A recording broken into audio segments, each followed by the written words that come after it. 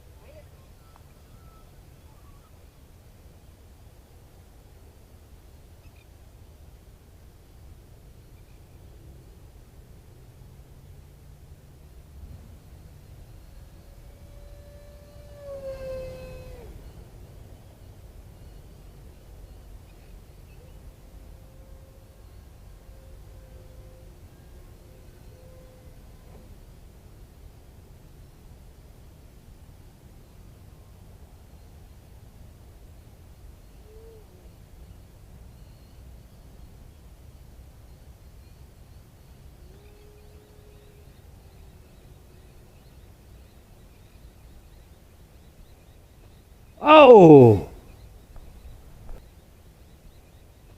Oh!